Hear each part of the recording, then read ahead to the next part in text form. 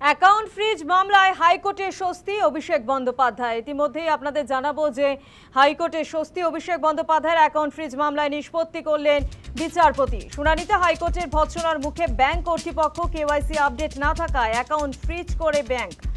KYC update না থাকায় account freeze করে ব্যাংক। পাল্টা ব্যাংক কর্তৃপক্ষের বিরুদ্ধে মামলা করেন সাংসদ অভিষেক বন্দ্যোপাধ্যায়। কারোর বিরুদ্ধে পদক্ষেপ করলে আগে জানান, এমনটাই জানিয়েছেন বিচারপতি। নির্ধারিত সময়ে কাজ না হলে তারপর ব্লক। বিচারপতির যে মন্তব্য আপনাদের জানাই যে কারোর বিরুদ্ধে পদক্ষেপ করলে আগে জানান, নির্ধারিত সময়ে কাজ না হলে তারপর ব্লক করুন। শুনানিতে পর্যবেক্ষণ বিচারপতি কৃষ্ণা রাওয়ের বেঞ্চের। অ্যাকাউন্ট ফ্রিজ মামলায় হাইকোর্টের স্বস্তি অভিষেক বন্দ্যোপাধ্যায়।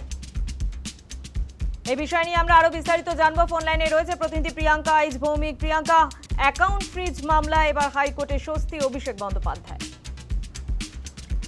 একেবারেই স্বপ্ন, তোমাকে জানাবো কেওয়াইসি তথ্য আপডেট না করার জন্য অ্যাকাউন্ট ফ্রিজ করা হয়েছিল বলে জানিয়েছিল ব্যাংক, এবং তারপরে অভিষেকের তরফ থেকে কলকাতা হাইকোর্টে মামলা করা হয় এবং সোমবার সেই মামলা অর্থাৎ আজকে সেই মামলার কিন্তু নিষ্পত্তি করা হয়েছে কলকাতা হাইকোর্টের তরফ থেকে। বিচারপতি কৃষ্ণা রায়ের বেঞ্চ স্পষ্ট নির্দেশ দিয়েছে, ভৎসনার মুখে পড়তে হয়েছে আজকে ব্যাংক অ্যাকাউন্ট কর্তৃপক্ষকে। এবং তোমাকে পাশাপাশি জানাবো সেই মামলার নিষ্পত্তি হয়েছে, তোমাকে যেরকমটা জানাচ্ছিলাম। আজকে যখন মামলা শুনানি চলে সেখানে কিন্তু অভিষেক বন্দ্যোপাধ্যায়ের আইনজীবীর তরফ থেকে বলা হয় তার ছবি দেখতে চাইছে, অথচ ছবি তোলা হয়নি। ব্যাংক কর্তৃপক্ষের তরফ থেকে কিন্তু আইনজীবী জানায় যে কখনোই বলা হয়নি সশরীরে আসতে হবে। সেখানে কিন্তু কৃষ্ণা রাও বিচারপতি তিনি জানান যে কারোর বিরুদ্ধে পদক্ষেপ করলে আগে জানানো দরকার, নির্ধারিত সময় কাজ না হলে তারপর ব্লক করুন, এটা কোনো সমাধান নয়।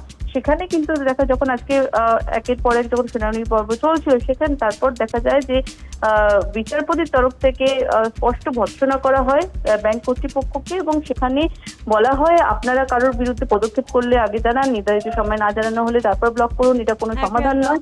তারপরে কিন্তু আদালত ব্যাংকে জানায় যে অভিষেক বন্দ্যোপাধ্যায়ের ক্রেডিট কার্ড, ডেবিট কার্ড সক্রিয় করা হয়েছে এবং অ্যাকাউন্ট ডিফ্রিজ করা হয়েছে। ধন্যবাদ প্রিয়াঙ্কা। অ্যাকাউন্ট ফ্রিজ মামলায়